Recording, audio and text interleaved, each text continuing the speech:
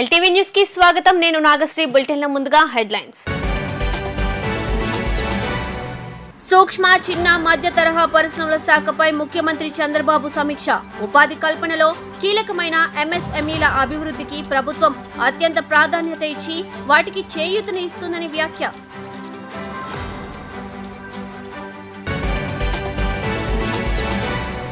ప్రకాశం బ్యారేజీలో బోట్ల cutting work మరో 3 రోజుల్లో తొలగింపు.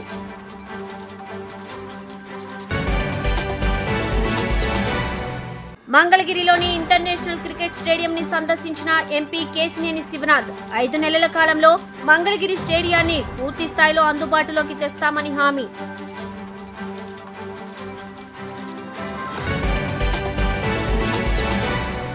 ఇక డీటెయిల్స్ చూస్తే, ఉపాధి కల్పనలో కీలకమైన ఎంఎస్ఎంఈల అభివృద్ధికి ప్రభుత్వం అత్యంత ప్రాధాన్యత ఇచ్చి వాటికి చేయూతను ఇస్తుందని సీఎం చంద్రబాబు అన్నారు. ప్రభుత్వం నుండి తగు ప్రోత్సాహం అందిస్తే ఈ రంగం ద్వారా మంచి ఫలితాలను సాధించవచ్చన్నారు. అనేక సవాళ్లతో దెబ్బతిన్న ఈ రంగాన్ని సరికొత్త విధానాల ద్వారా మళ్లీ గాడిన పెడతామన్నారు. రాష్ట్రంలో పెండింగ్ లో ఉన్న ఎంఎస్ఎంఈ పార్కులను త్వరితగతిన పూర్తి చేసి వసతులు, సౌకర్యాలు కల్పించి పరిశ్రమలను ఏర్పాటును వేగవంతం చేస్తామన్నారు. సూక్ష్మ చిన్న మధ్య తరహా పరిశ్రమల శాఖ, ఆహార శుద్ధి పరిశ్రమల శాఖపై ముఖ్యమంత్రి నారా చంద్రబాబు నాయుడు సచివాలయంలో సమీక్ష నిర్వహించారు. ఈ శాఖల్లో ఉన్న పరిస్థితులపై రివ్యూ చేసి పలు సూచనలు, ఆదేశాలు ఇచ్చారు. ఆయా ప్రాంతాల్లో రైతుల భాగస్వామ్యంతో వారే ఎంఎస్ఎంఈ పార్కులు ఏర్పాటు చేసుకునే అంశంపై కసరత్తు చేయాలని సీఎం అన్నారు.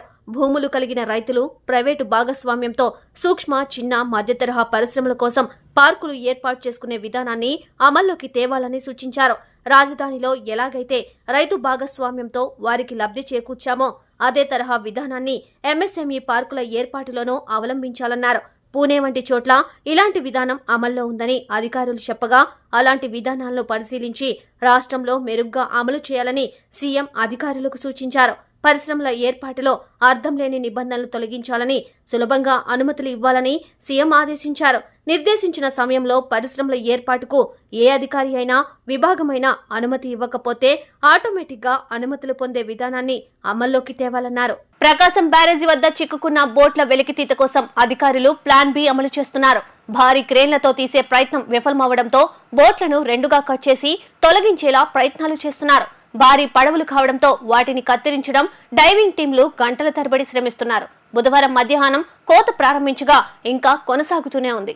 ప్రకాశం బ్యారేజీ వద్ద ఈ నెల 10న ప్రారంభమైన భారీ పడవల తొలగింపు ప్రక్రియ 2 రోజులుగా కొనసాగుతూనే ఉంది.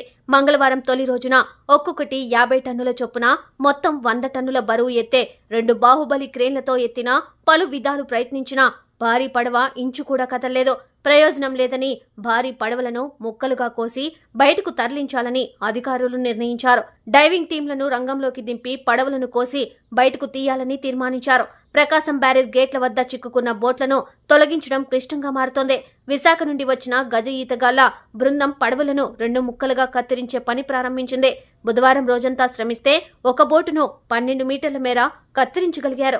5 నెలల కాలంలో Mangalagiri cricket stadium international stadium లాగా సిద్ధం చేసుకోవాల్సిన అవసరం ఉందని ఎంపీ కేశినేని శివనాథ్ తెలియజేశారు. విజయవాడ, మంగళగిరి, గుంటూరు అనుసంధానం చేస్తూ వెస్టర్న్ బైపాస్ 3 నెలల కాలంలో పూర్తి కానున్నదని అన్నారు. కార్ పార్కింగ్, ట్రాఫిక్ సమస్యను అధిగమించి స్టేడియం చేరుకునేందుకు కావలసిన ఏర్పాట్లు 2 నెలలు పూర్తి చేస్తామని చెప్పారు. మంగళగిరి నిడమర్రు రోడ్లోని ఇంటర్నేషనల్ క్రికెట్ స్టేడియాన్ని ఈ రోజు విజయవాడ ఎంపీ కేశినేని శివనాథ్ సందర్శించారు. ఈ కార్యక్రమంలో భాగంగా the Andhra Pradesh cricket association apex council సమావేశాన్ని నిర్వహించారు.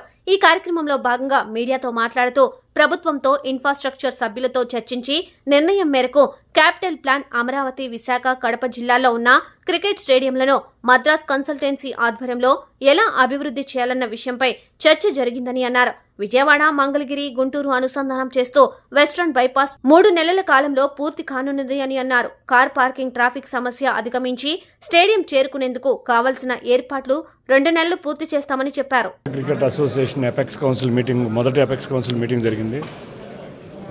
గత స్పెషల్ జనరల్ బాడీ మీటింగ్లో విజయవాడ వరద బాధితులకు ₹1 కోటి అనౌన్స్ చేసి మొదటి డెసిషన్ తీసుకోవడం జరిగింది. అంతేకాకుండా వాళ్ళ ఎపెక్స్ కౌన్సిల్లో అమరావతి రాజధాని ప్రాంతంలో మంగళగిరి స్టేడియం, దీన్ని చూస్తే చాలా బాధగా ఉంది.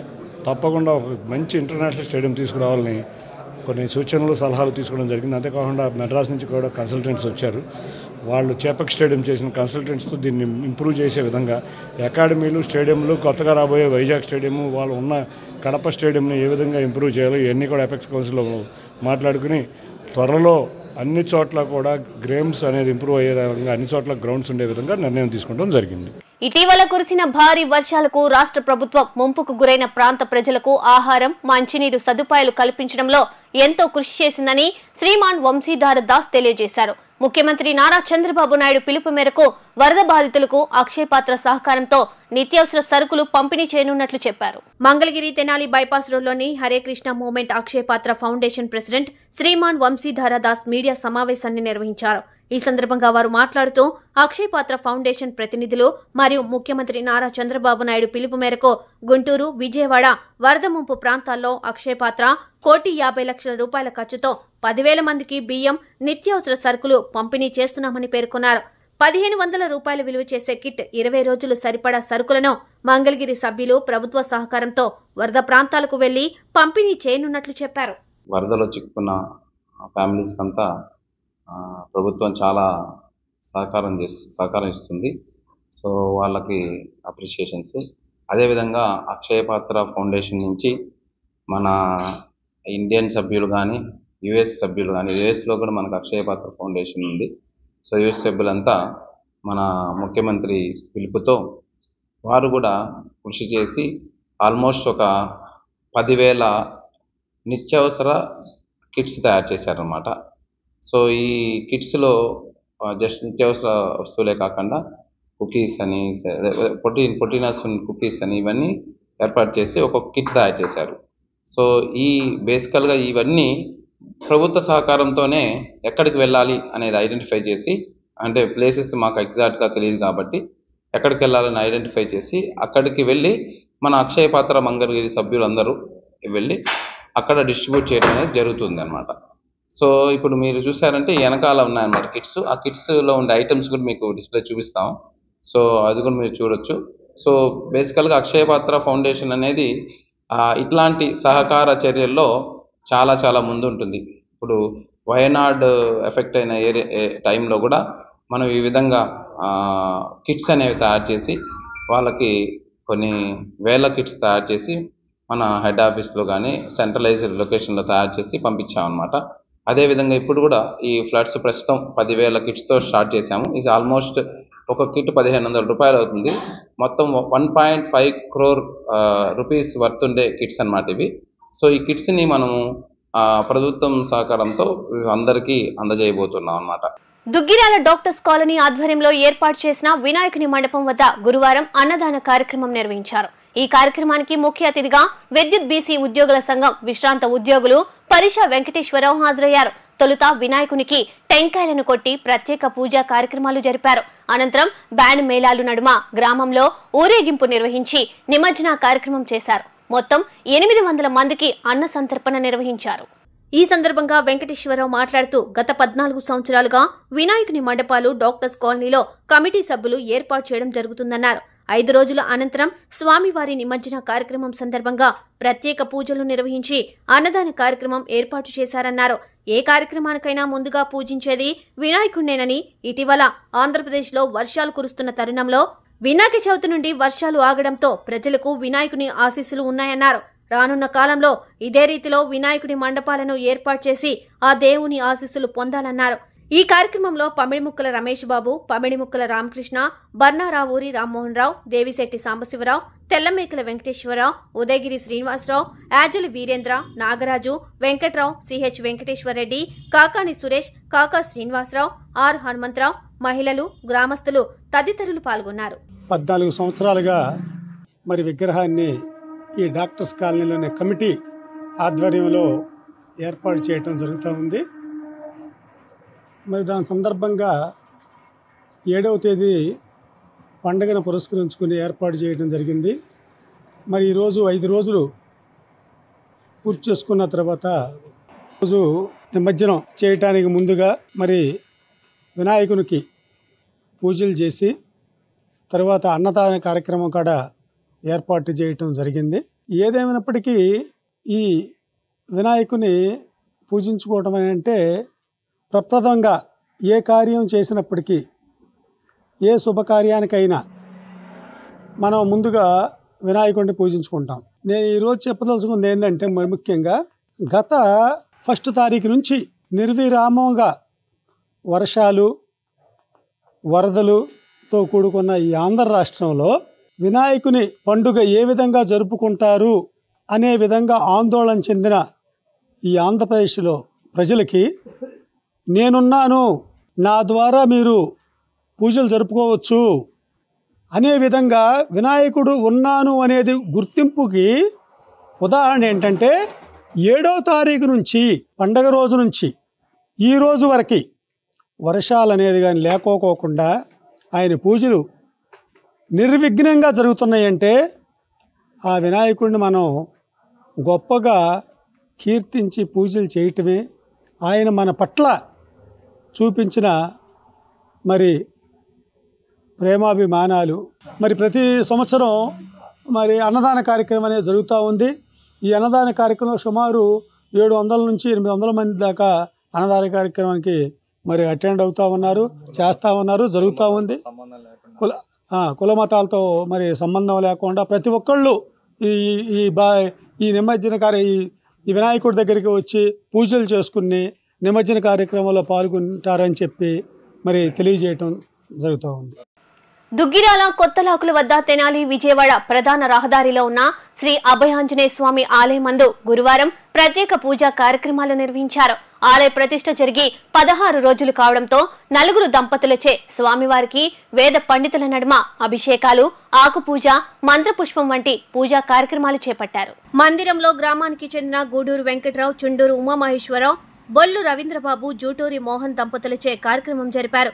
జూటూరి శ్రీనివాసరావు ఆధ్వర్యంలో జరిగిన ఈ కార్యక్రమంలో వచ్చిన భక్తులకు ఎటువంటి అసౌకర్యం కలగకుండా ఏర్పాట్లను చేశారు. పూజా అనంతరం వచ్చిన భక్తులకు తీర్థ ప్రసాదాలను పంపిణీ చేశారు. ఈ సందర్భంగా వెంకట్రావు మాట్లాడుతూ గత నెల 28వ తారీఖున ప్రతిష్ఠింపబడిన అభయాంజనేయ స్వామి ఆలయం వద్ద 16 రోజుల పండుగను అంగరంగ వైభవంగా జరుపుకోవడం జరిగిందన్నారు. భక్తులు విశేషంగా పాల్గొని తిలకించారన్నారు. అభయాంజనేయ స్వామి ఆశీస్సులు గ్రామ ప్రజలకు ఉండాలని ఆకాంక్షించారు. ఈ సందర్భంగా ఉమామహేశ్వరరావు మాట్లాడుతూ గ్రామంలో తుంగభద్ర నది పరివాహ ప్రాంతంలో 42 అడుగుల అభయాంజనేయ స్వామి విగ్రహాన్ని ప్రతిష్ఠించడం ఎంతో శుభసూచకమన్నారు. గ్రామానికి చెందిన జూటూరి శ్రీనివాసరావు సంకల్పంతో ఈ కార్యక్రమం నిర్వహించామన్నారు. గత నెల 28న తిరుమలకు చెందిన విష్ణు భట్టాచార్యులు చేత ప్రతిష్టను చేసుకోవడం జరిగిందన్నారు. ఈ నేపథ్యంలో ఆలయం వద్ద శాంతి పూజ, ఆకుపూజ, నివేదన వంటి కార్యక్రమాలు స్వామివారికి ఘనంగా నిర్వహించడం జరిగిందన్నారు. దుగ్గిరాలలో వేంచేసి ఉన్న మొన్న 28వ తారీఖు ఆగస్టు 28వ తారీఖు ప్రతిష్ఠించబడిన ఆ అభయాంజనేయ స్వామి ఆలయంలో 16 రోజుల పండుగ ఉత్సవం ఈరోజు అంగరంగ వైభవంగా భక్తుల మధ్యలో బ్రహ్మాండంగా జరిగింది. ఆ కార్యక్రమాన్ని భక్తులందరూ ఎంతో భక్తి శ్రద్ధలతో పూజించి తిలకించడం జరిగింది.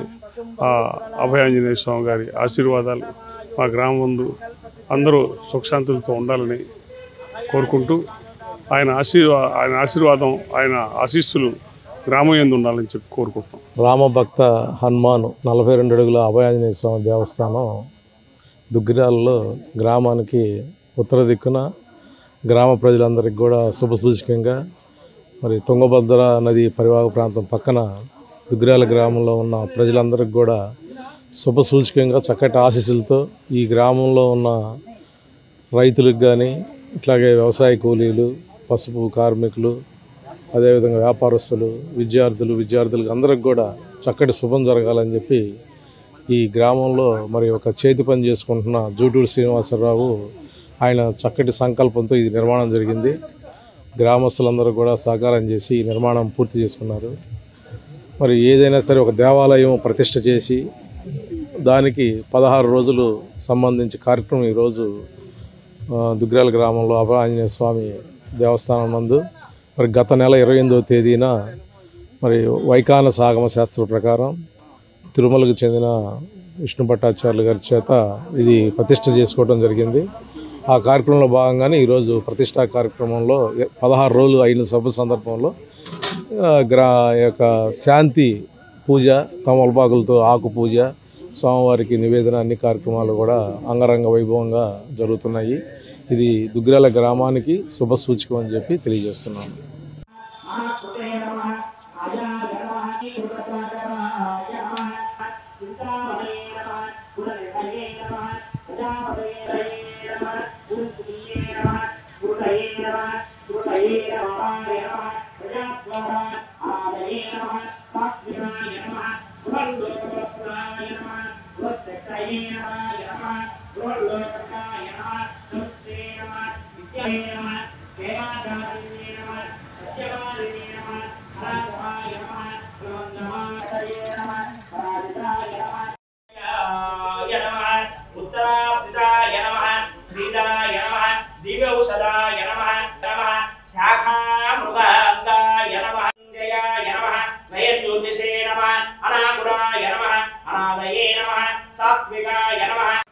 విజయవాడ వరదలకు వైసీపీ అధినేత మాజీ సీఎం జగనే కారణమని జలవనరుల శాఖ మంత్రి నిమ్మల రామానాయుడు ఆరోపించారు.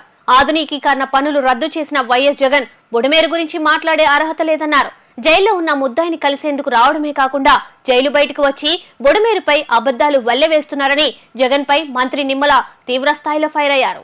విజయవాడ వరదలకు వైసీపీ అధినేత మాజీ సీఎం జగనే కారణమని జలవనరుల శాఖ మంత్రి నిమ్మల రామానాయుడు ఆరోపించారు. నిన్న ఆయన మీడియాతో మాట్లాడుతూ 2020లో జగన్ ప్రభుత్వం 198 పనులను రద్దు చేసింది.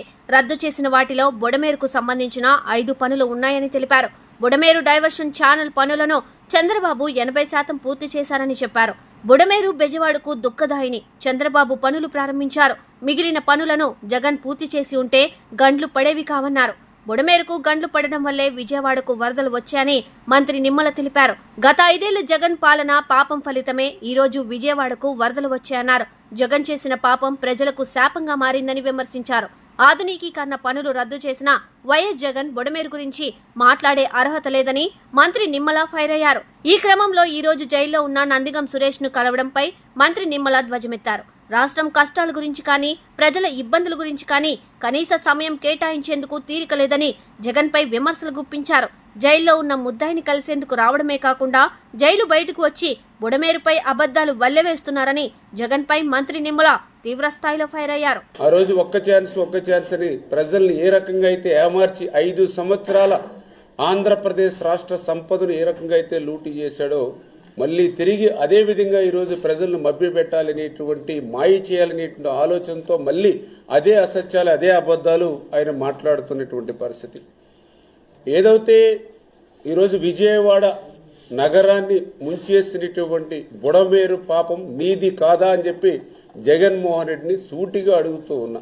మరి ఏదైతే 37,500 క్యూసెక్కుల నీరు సామర్థ్యం కలిగేటువంటి విధంగా ఆ బుడమేరు ఏదైతే డైవర్షన్ ఛానల్ని ఎక్స్టెండ్ చేయడానికి అదేవిధంగా ఏదైతే లైనింగ్ చేయడానికి ఆ రోజు చంద్రబాబు నాయుడు గారు 2014లో మరి ఆయన నిజంగా 464 కోట్లు ఏదైతే జీవో నెంబర్ 638 638 జీవో తోటి 2014 9/10/2014 సంవత్సరం 464 కోట్లు ఏదైతే లైనింగ్కి అదేవిధంగా ఎక్స్టెండ్స్కి ఆ రోజు చంద్రబాబు నాయుడు గారు అధికారంలోకి వచ్చినటువంటి మరుక్షణమే బుడమేరుని ఎక్స్టెన్షన్ చేయాలి అనేటువంటి ఆలోచనతో ఆ రోజు జీవో ఇచ్చి టెండర్లు పిలిచి 3 ఏజెన్సీలు వచ్చి ఆ రోజు 5 సంవత్సరాల్లో మరి 70-80% పనులు చేస్తే మిగిలినటువంటి బ్యాలెన్స్ పనులు కూడా మరి ఆ రోజు 13 మరి ఏదైతే 3/2019న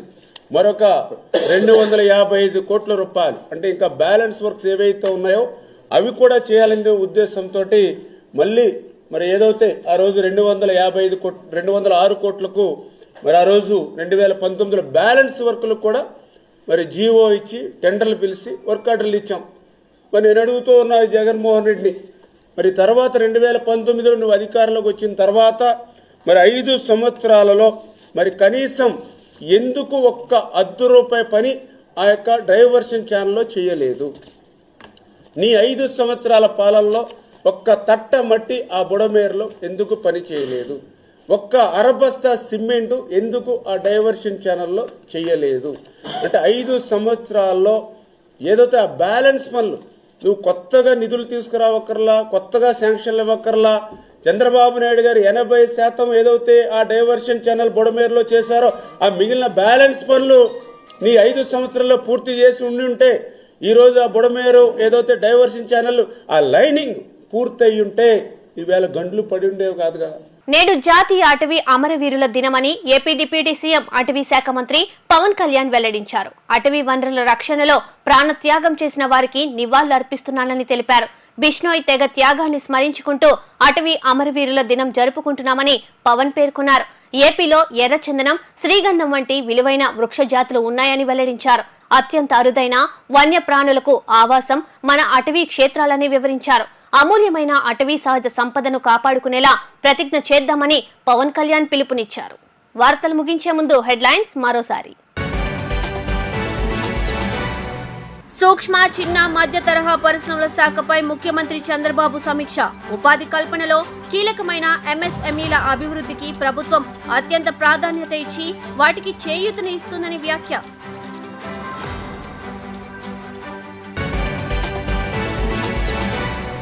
ప్రకాశం బ్యారేజ్లో బోట్ల కట్టింగ్ వర్క్ మరో 3 రోజుల్లో తొలగింపు.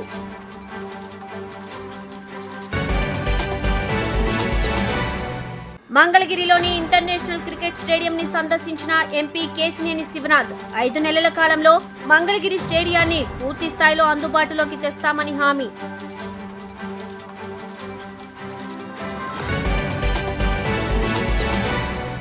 ఎల్టీవీ న్యూస్ ఇంతటితో సమాప్తం. తిరిగి మరో బులెటిన్లో మళ్ళీ కలుద్దాం. అంతవరకు సెలవు, నమస్కారం.